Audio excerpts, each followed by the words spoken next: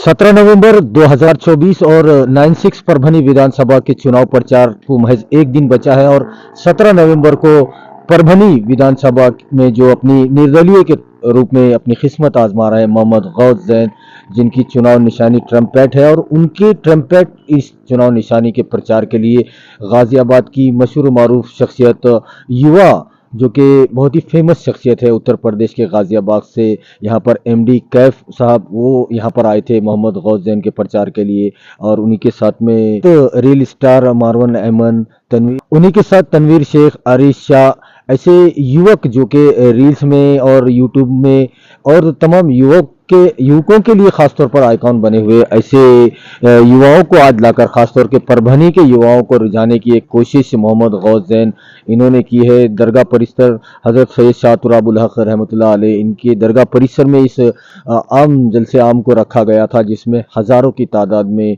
युवक आए थे। और इन तमाम युवकों से अपील किया आए हुए तमाम मेहमानों ने कि 20 तारीख को मोहम्मद गौस जैन इनको अपना कीमती वोट ट्रम्प पैड पर दे और उन्हें कामयाब करे। ऐसी अपील करने के लिए ये खुसूसी मेहमान आज यहाँ पर आए थे और कल 18 तारीख को भी उनका रोड शो परभनी में होने वाला है।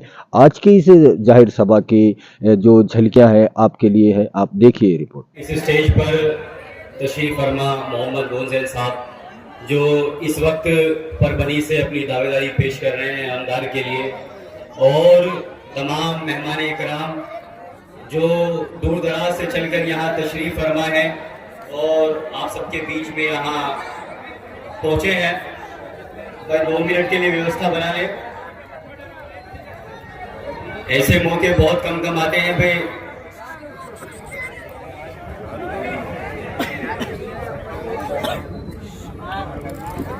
भाई बहुत दूर से मेहमान सिर्फ आप ही से खिताब करने के लिए आए हैं। बैठ जाइए, फौरन बैठ जाइए, नीचे बैठ जाइए, थोड़ा बैठो बैठो बैठो बैठो, बैठ जाओ, बैठ जाओ, ऐसा आ जाओ, ऐसा आ जाओ, थोड़ा बैठ जाओ, नीचे बैठ जाओ, पीछे सर को, थोड़ा पीछे सर को,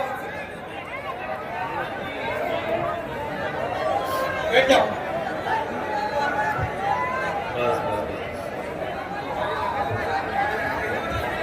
अब खामोशी से सुनिए प्लीज। पूरे मुल्क के हिंदुस्तान के अंदर और आप कहीं भी चले जाइए, पूरी दुनिया के अंदर पहले इसकी शुरुआत हुई। उठा लीजिए सीरिया को, उठा लीजिए इराक को, उठा लीजिए ईरान को, और उसके बाद जब ये चीज इजराइल और फलस्तीन के बीच में पहुंची तो पूरी दुनिया ने देखा कि किस तरीके से उन मजलूमों को मारा गया, उन मजलूमों को किस तरीके से उनको माँ बहनों को बेवा किया गया, बच्चों को यतीम किया गया, बाप का साया हटाया गया। दिन में माँ मर रही है, बाप में सुबह में बेटा मर रहा है और अगली रात में उसकी माँ खत्म हो रही है। पूरी दुनिया ने देखा और देखकर सिर्फ स्टोरियां लगाई, वीडियो शेयर करी, वीडियो लाइक करी और छोड़ दिया। उसका अंजाम यह हुआ दिन ब दिन जो पूरी दुनिया के अंदर मुसलमानों के और मुसलमानों के ऊपर जुल्म हो रहा था, वो बढ़ता गया और बढ़ने की इंतहा उसकी इतनी हुई कि वो मुल्क हिंदुस्तान के अंदर भी पहुंच गया। पहले क्या हुआ कि हमारी जगहों के नाम बदल दिए गए, उसके बाद हमारी मस्जिदों को तोड़ने का सिलसिला शुरू हुआ। 92 से, जब बाबरी मस्जिद थी वो शहीद कर दी गई। आप सभी ने देखा, हमारे बड़े बुजुर्गों ने देखा, हम तो उस वक्त जिंदा नहीं थे। किसी ने आवाज उठाई, सबने सियासी चोले पहने, सबने अपनी राजनीतिक रोटियां सेकी और उस चीज को खत्म कर दिया कि ये कोर्ट के हक का फैसला था, ये हमें मंजूर है, हमने दे दी मस्जिद। अब से कुछ दिन पहले कोल्हापुर के अंदर आपको मालूम होगा कि एक मस्जिद को शहीद कर दिया गया। कोई उसके पीछे बोला, किसी ने आवाज उठाई, किसी सियासी पार्टी ने आवाज उठाई। मैं आप लोगों से ये कहना चाहता हूं कि अब वो सियासी पार्टी वाले आपके पास आए, आपसे वोट मांगने आए, तो उनसे कहते ना हम गूंगे बहरे, हम तुम्हारी नहीं सुनेंगे।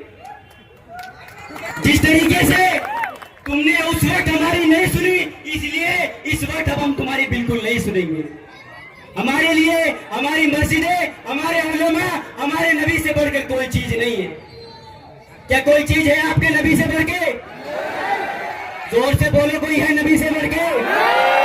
जब हमारे नबी की शान में गुस्ताखी हुई, जब उस रामगिरी महाराज ने बोला तो उसके ऊपर कोई कार्रवाई हुई? कोई सियासी पार्टी वाला कुछ बोला? तो अब आप क्यों खामोश हैं? अब आपके पास वक्त है उसका जवाब देने के लिए, वरना 5 साल फिर ऐसी गाली सुनोगे, अपनी मस्जिदें और मदरसे तोड़वाओगे। और इससे बड़ा आपको सबूत क्या चाहिए? अब वक्फ बिल आ गया है पार्लियामेंट के अंदर। आपको मालूम होना चाहिए, किसे किसे पता है वक्फ बिल आ गया पार्लियामेंट के अंदर? हाथ उठा के जवाब दो। आपको पता है उसके जरिए क्या होने वाला है? आपके कब्रिस्तान आपसे छीन लिए जाएंगे, आपकी मस्जिदें आपसे छीन ली जाएंगी, आपके जो मदरसे हैं वो आपसे छीन लिए जाएंगे, आपकी ईदगाहें आपसे छीन ली जाएंगी, आपकी खानगाहें आपसे छीन ली जाएंगी। बताओ आप क्या करोगे? कुछ नहीं कर पाओगे, सिर्फ और सिर्फ हाथ पे हाथ रख के बैठे रहोगे कि काश हम अपना कोई लीडर चुन लेते, काश हम अपना परभनी से कोई उम्मीदवार चुन लेते जो हमारे इस बिल के खिलाफ कम से कम एक आवाज तो असेंबली में उठाता और इस बिल की मुखालिफत करता है। लेकिन नौजवानों और बड़े बुजुर्गों, उस वक्त सिर्फ और सिर्फ आप हाथ पे हाथ धर के बैठे रहोगे, कोई आपकी आवाज को नहीं सुनेगा। और उस वक्त आप दुआ करोगे कि अल्लाह हमारी सुन ले, लेकिन अल्लाह उस वक्त भी आपकी नहीं सुनेगा, क्योंकि अल्लाह ने आपको मौका दिया है, अल्लाह ने आपको अकल सलीम बनाया है कि नौजवानों उठो और 20 तारीख को जनाब मोहम्मद गोन साहब को वोट दो और इन्हें जिताओ। नौजवान साथियों, मुल्क हिंदुस्तान का हाल इस तरीके से है कि मुसलमानों को जितने उस पर जुल्म ज्यादती होती है, जितना उसे सताया जाता है, उतने ही ये लोग दिन पे दिन उस चीज को बढ़ावा देते जा रहे हैं।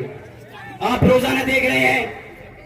नौजवान साथियों, मैं आपसे पूछना चाहता हूं कि अगर आपका बाप 2 मील से आपसे मिलने आ रहा है ट्रेन से, अगर उसे बीच रास्ते में कोई उसकी दाढ़ी नोचे, उसे मारे और उसे ट्रेन में फेंकने की बात कहे, क्या आप उन लोगों को वोट दोगे जो उसके खिलाफ ना बोले? और उठाने आने वाला है नहीं है, कोई उनकी आवाज नहीं उठा रहा है।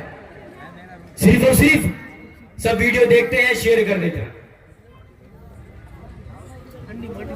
रोज न जाने कितने बच्चे कितने बड़े मारे जा रहे हैं और कोई उनकी आवाज उठाने के लिए तैयार नहीं। अब इससे बड़ी और क्या बात होगी जब हमारे नबी की शान में भी गुस्ताखी हो गई, और अगर हम अब भी एक नहीं हुए तो पता नहीं वो क्या चीज होगी जो आप लोगों को एक करेगी। यूपी के अंदर देख लीजिए आप, कितना बुरा हाल है मुसलमानों को लेकर। अगर कुछ कर दे, कुछ चले जाए कहीं, कुछ गलत बयानबाजी बोल दे, फौरन बुलडोजर आ जाता है। आप पूछिए जाके क्या हाल हो रहा है मुसलमानों का। मैं खुद यूपी से। आप सोचिए, थोड़ा दिमाग पे जोर डालिए। जितने भी बड़े यहाँ बैठे हैं, अगर उन्हें अपने बच्चों के मुस्तकबिल की फिक्र है, अगर अपने बच्चों के एजुकेशन की फिक्र है, अगर उन्हें अपनी बहन बेटों की इज्जत की फिक्र है, तो वो अपना उम्मीदवार चुने, मिल्लत का उम्मीदवार चुनोगे तो पीछे तक हाथ उठाकर मुझे यहाँ गवाही दे कि हम आने वाली 20 तारीख को मोहम्मद गोन जैन साहब को वोट देकर इन्हें विजय बनाएंगे। अरे 75 सालों से उन्हों को मौका देते हुए आ रहे हो, 70 सालों से उन्हों को मौका देते हुए आ रहे हो, कम से कम अब तो एक बार इन्हें मौका दे दो। भाई इधर वाले हाथ नहीं उठा रहे, भाई हाथ उठाओ। पूरे तमाम लोग पीछे वाले हाथ उठाओ, दोनों भाई, जितने भी लोग अल्लाह के सामने खड़े हो भाई आवाज उठा लो। पीछे वाले हाथ नहीं उठा रहे भाई, कम से कम हाथ तो उठा लो भाई। पीछे वाले हाथ उठा रहे भाई, पीछे वाले हाथ उठा लो भाई। ये बच्चे हाथ उठा रहे, नौजवान हाथ उठा रहे, पीछे वाले हाथ नहीं उठा रहे भाई। नारे लगाए भाई, नारे तकबीर। भाई आवाज यारी दम नहीं है पर बनी है भाई, क्या बात है। नारे तकबीर, नारे तकबीर। तेरा मेरा रिश्ता क्या, तेरा मेरा रिश्ता क्या। मोहम्मद गोन साहब, मोहम्मद गोन साहब जिंदाबाद, मोहम्मद गोन साहब जिंदाबाद। भाई तमाम लोगों को सुबह 20 तारीख को फजर के बाद सबसे पहले वोट डालना है 14 नंबर पर जाकर, और इन्हें ज्यादा से ज्यादा वोट डालना है। कोई कंजूसी तो नहीं करेगा वो वोट डालने में? अब्बा पीछे बैठे, कंजूसी तो नहीं करोगे वोट डालने में? भर भर के वोट डालना है, भर भर के। इतना वोट डालना है कि सुबह 11 बजे तक ये जीत कर आपके बीच में आ जाए इंशाअल्लाह ताला। और फिर देखना परभनी में मुसलमानों का जलवा। हाँ मियाँ भाई चले गए बस, मियाँ भाई की पावर। और फिर देखना कि कौन माई का लाल है जो कोई उठा के दिखाए गैर मुकदमे में, और आपके अंदर ताकत होगी, किसी में हिम्मत नहीं है कि कोई तुम्हें किसी गलत मुकदमे में, किसी गैर इल्जाम में उठा के अंदर डाल दे। अगर आपका उम्मीदवार होगा, अपने अपने मोबाइलों की टोर जला कर एक बार यहाँ पेश होने का, अपने अपने मोबाइलों की टोर जला ले भाई मुसलमानों एक हो जाओ, वक्त है अभी। पीछे वाले टोर भी जला दो, पीछे वाले टोर जलाओ, पीछे वाले अगर वाले टोर जला के जला लो टोर पे, टोर जलाओ भाई। मियां भाई नारे तकबीर, नारे तकबीर। तेरा मेरा रिश्ता क्या, तेरा मेरा रिश्ता क्या।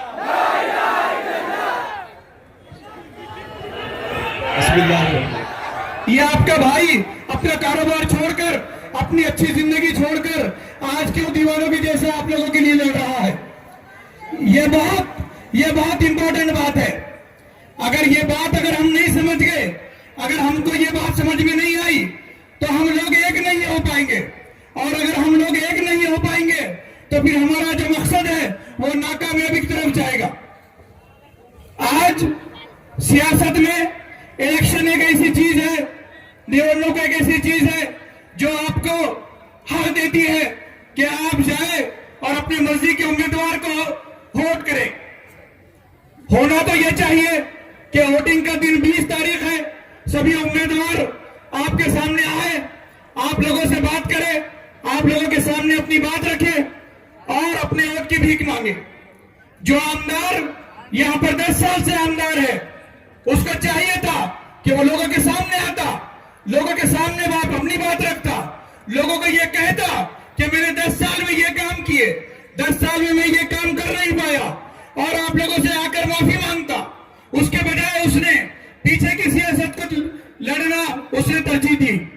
उसने ये काम किया कि जो भाई आज परभनी विधानसभा, जिसमें 1,15,000 मुस्लिम वोटर्स है, ये सबसे बड़ा समाज है परभनी का, मुस्लिम समाज, जो आज इतनी संख्या में वोटिंग करने वाला है, उनके हक की बात तो ये होती कि खासदार को हमने आपको चुन के दिया, आप खुद आगे बढ़ते और कहते कि मुसलमानों में से किसी को आगे करो, हम उनको चुन के देंगे। हुआ ऐसा नहीं हुआ। जो आदमी लड़ने के लिए आगे आया, उसको रोटी डाली गई, उसको बोटी डाली गई, उसको खरीदने की कोशिश की गई, उसको डराने की कोशिश की गई और उसको बिठाने की कोशिश की गई।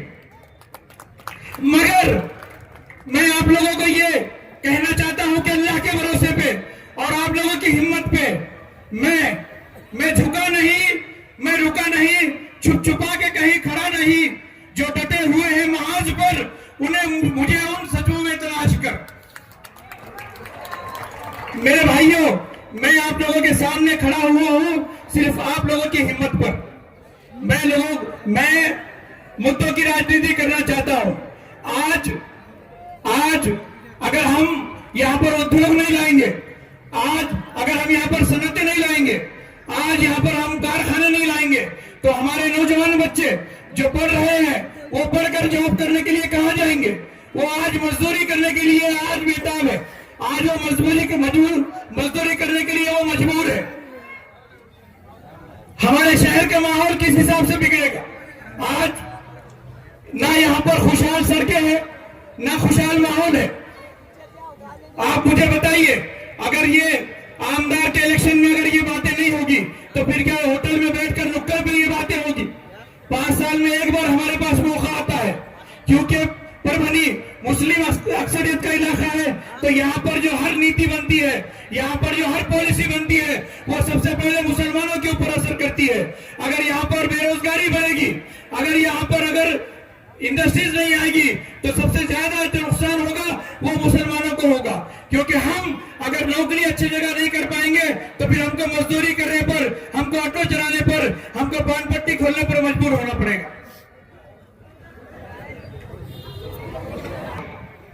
7.5 साल वो बच्चा जेल में रहे, 4 लोग। आप सोचिए, अगर वो बच्चे आप में से होता, आपका भाई होता, आपका बेटा होता, आपका अगर चाचा होता, तो क्या फिर भी आप इसको इतना बोलते कि आओ मेरे वोट लेकर जाओ? तो जो लोग इसकी तरफदारी कर रहे हैं, मैं उनसे कहना चाहता हूं, क्या आप लोग उसका इंतजार करेंगे कि वो आपके घर के बच्चे को पुलिस भेजे और उठाकर ले जाए? तब आपकी आंखें खुलेगी और आप उसको फिर अपने घर से निकालेंगे, अपने शहर से निकालेंगे। अफसोस की बात है, जो लोग भी उसका काम कर रहे हैं, बड़ी अफसोस की बात है। आज भी 2 दिन बचे हैं, 3 दिन बचे हैं। खुदारा जाग जाइए, मैं आप लोगों की हिम्मत के ऊपर खड़ा हुआ हूं। खुदारा जाग जाइए और मेरे साथ में आइए। यकीन मानिए, ये ताकत, मैं इलेक्शन हारूं या जीतूं, ये ताकत हर उस ऑफिस में काम आएगी, हर उस मंत्रालय में काम आएगी, हर उस नुक्कड़ पे काम आएगी, हर उस पुलिस स्टेशन में काम आएगी जो आपके लिए मैं आवाज उठाऊंगा। मैं सिर्फ आप लोगों के लिए लड़ रहा हूं। अल्लाह का दिया हुआ मुझे, मेरे पास सब कुछ है। मैं सिर्फ आप लोगों की आवाज बनना चाहता हूं, ताकि पीछे आने वाली नस्लों, पिछली नस्लों ने जैसा मुझे लड़ना सिखाया, मेरी आने वाली नस्लों को यह पता चले कि मैं लड़ने की सियासत करने वाला हूं। मैं आप लोगों के सामने बहादुर शाह जफर की एग्जाम्पल देना चाहूंगा और शेर मैसूर टीपू सुल्तान की। दोनों भी हमारे रहबर है, दोनों भी हमारे इज्जत माब शख्सियात है। एक शख्स ने अपने हिम्मत से काम लिया, अपने हिम्मत से काम लिया और इंतजार करता रहा कि मेरे लिए कोई अच्छा मरहला आएगा और मैं जंग करने की शुरुआत करूंगा। दूसरा जो शेर मैसूर टीपू सुल्तान है, उसने ये कहा कि नहीं, मैं इंतजार नहीं करूंगा वक्त का, मैं लड़ता रहूंगा और लड़के शहीद होना पसंद करूंगा, इसके बजाय कि उसके सामने घुटने टेकने के। मैं शेर मैसूर टीपू सुल्तान का मानने वाला हूं, मैं भी लड़ने के लिए आगे आया हूं। मैं जब तक आप लोग मुझे साथ देंगे, मैं लड़ता रहूंगा। और इत्तेफाक से 20 तारीख शेर मैसूर टीपू सुल्तान की पैदाइश का दिन है। वो शेर मैसूर 20 तारीख को आपको याद करेगा कि आपने वोट लड़ने वाले के लिए डाला या बैठने वाले के लिए डाला। भाइयों, ये लड़ाई हमारे बखा की लड़ाई है, ये लड़ाई हमारे खुद की लड़ाई है। मैं कल हमारे जो परभनी के उलमा इकराम, आइमा इकराम, जिन्होंने मेरे को आगे बढ़कर सपोर्ट किया, मैं उनका इस स्टेज से तहे दिल से शुक्रिया अदा करता हूं। और मेरे साथ जितने भी मेरे कॉर्पोरेटर दोस्त आए हैं, उनका भी मैं तहे दिल से शुक्रिया अदा करता हूं। मेरे भाइयों, वोट डालते टाइम में आपको ये नहीं भूलना चाहिए कि हम किस शिवसेना की हम हिमायत कर रहे हैं, किस शिवसेना की हिमायत कर रहे हैं। हम आपके बीच में बुजुर्ग होंगे जरा कि हाँ, हमने बाबरी तोड़ी और उस पर हमें फख्र है। क्या आप ऐसी पार्टी को वोट देना पसंद करेंगे? बाबरी आपको आवाज देती है कि उसका बदला चाहिए, उसका बदला चाहिए, उसके ऊपर एहसान नहीं चाहिए। मेरे भाइयों, आज भी जिस मस्जिद के ईंटों ने, जिस मस्जिद की दीवारों ने बड़ी बड़ी तहरीकें सुनी, बड़ी बड़े कारनामे सुने, बड़ी बड़ी नमाजें अदा की, बड़े बड़े गाजियों ने वहां पर नमाजें की, बड़े बड़े मुजाहिदों ने वहां पर नमाजें की, वो ईंटें आज इन गैर मुस्लिमों के घर में बंद है और गैरुल्लाह का नाम सुनती है। वो ईंटें आपको आवाज देती है कि अपने वोट की ताकत से उन ईंटों को वापस लेने का काम कीजिए। जो भी शख्स आपके सामने, और मैं आपको एक मेरी अंदेशे की बात कहता हूं कि इलेक्शन होने के बाद, मेरी बात याद रखिए, इलेक्शन होने के बाद फौरन या 6 महीने या 1 साल के बाद ये उद्धव ठाकरे, ये भगोड़ा है, ये बीजेपी के पास भाग जाएगा। और मैं ये स्टेज पे चैलेंज करता हूं वो 1.5 फुटिया नीतीश राणे को, अगर हिम्मत है तो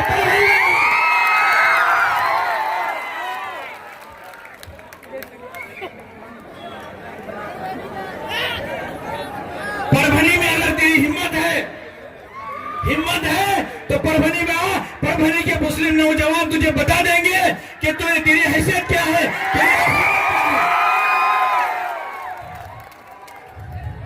मजाक लगा के रखा है, मजाक लगा दिया है, कभी इसके पढ़ने में, कभी उसके पढ़ने में, हर बुनियाद ये कर दी कि हमारे जहनों पे वार कर दिया, हमारे दिलों पे वार कर दिया, हमारे नींद हराम कर दी, हमारा सुकून हराम कर दिया, हमारे नबी के शान में गुस्ताखी कर दी। हम सब कुछ बर्दाश्त कर सकते हैं, हम बिना रोड के रहना बर्दाश्त कर सकते हैं, बिना नाली के रहना बर्दाश्त कर सकते हैं, बिना तरक्की के रहना बर्दाश्त कर सकते हैं, मगर याद रखो अगर हमारे नबी की शान में कोई गुस्ताखी करेगा तो उसका मुंह तोड़ जवाब दिया जाएगा। कानून है कि नहीं यहाँ पर? एक तरफ सलमान अजहरी साहब को एक शोर के मुशायरे में एक शेर बोलने के जुर्म में तुम उनको 3-3 महीने 4-4 महीने जेल में बंद कर देते हो। महाराष्ट्र की जेल तुमको सेफ नहीं लगती तो गुजरात में उनको भेज देते हो, और ये लोग आए दिन ऐसी बातें करते हो तो वो खुलेआम छोड़ देते हो। भाइयों, जब तक अपने पास सियासी ताकत नहीं रहेगी, रोड पर चीखने चिल्लाने से फायदा नहीं है। आपने देखा कि हमने कितने मोर्चे निकाले, कितनी रैलियां निकाली, हुआ कुछ फायदा? उन्होंने अरेस्ट किया उसको। अगर अरेस्ट करना है तो एक ऐसा कानून बनाना पड़ेगा कि जिसकी भी जबान फिसलेगी, जिसके भी जबान से हुजूर सल्लल्लाहु अलैहि वसल्लम का अगर गलत बयानी में नाम निकलेगा तो उस मरदूद को अरेस्ट किया जाएगा और उसको फांसी की सजा दी जाएगी। ऐसा कानून बनाया जाएगा इंशाअल्लाह। मैं आप लोगों से इस कानून बनाने के नाम पर ताकत मांगता हूं। आप लोग ताकत मुझे देंगे कि नहीं देंगे बताइए? देंगे कि नहीं देंगे बताइए मुझे? बस मैं इसी उम्मीद के साथ, इसी हिम्मत के साथ आप लोगों से विदा लेता हूं कि 20 तारीख को जब आप फजर की नमाज पढ़ के उठेंगे तो आपके दिमाग में सिर्फ 14 नंबर का बटन रहना चाहिए। मिल्लत की शहनाई इतने जोर से बजाइए कि इन कमीनों की औकात इनको याद आ जाए और इनके जुल्म इनके साथ छोड़ दे। बहुत बहुत शुक्रिया। अस्सलाम वालेकुम।